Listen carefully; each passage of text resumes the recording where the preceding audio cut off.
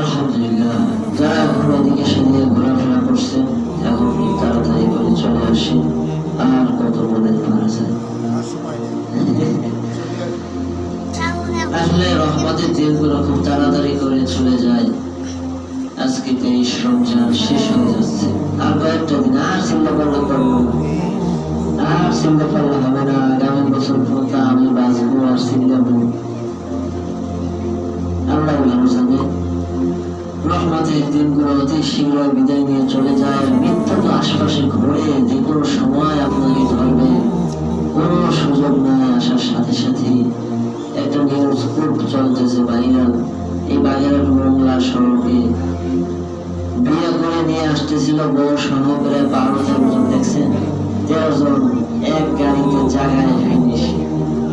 বউয়ের ভাই বোন, বরের ভাই বোন, বাবা, এরপরে আরো বড় ভাই, তার 2 সন্তান। দেখলাম 2টা বাচ্চা, 2 বছর একটা, 5 বছর একটা, এরকম বয়স হবে, একদম ছোট। 12-13 জন। কি আনন্দ! বড় নিয়ে বাড়ি আসবে, ঘরে আনন্দ, গাড়িতে আনন্দ। মুহূর্তের মধ্যেই সব পানি হয়ে গেছে।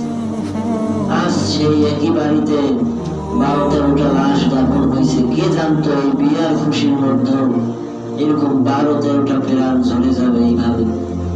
কেউ কল্পনা করে নাই।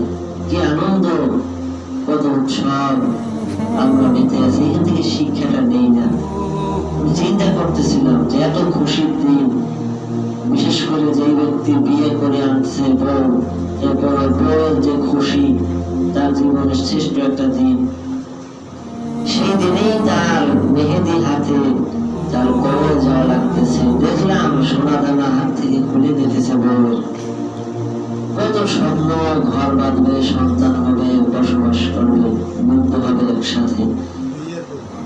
কত স্বপ্ন। হ্যাঁ, বিয়ে গাড়ি নিয়ে বউ নিয়ে আসতেছিল বিয়ের পরে, সব মুহূর্তে মাটি। তো আপনি চিন্তা করেন যে এখন কতদিন বাঁচবেন, কত আশা। তাই তো বলি যে আমরা আরো বাঁচতে চাই, আরো আরো আরো চাই। কত লাগবে আপনারা? এই তো ঘোষণা চলে আসছে, কোনো নরসর নাই। 12টা কোরআন, বাচ্চা থেকে শুরু করে বৃদ্ধ, বাবার বয়স মনে হয় 65 বছর, এরকম সামথিং কম বেশি হবে। আর বাচ্চাটা দেখলাম 2-3 বছর বয়স, হয়তো বুদ্ধি শুদ্ধিও হয় নাই, আজ নাই।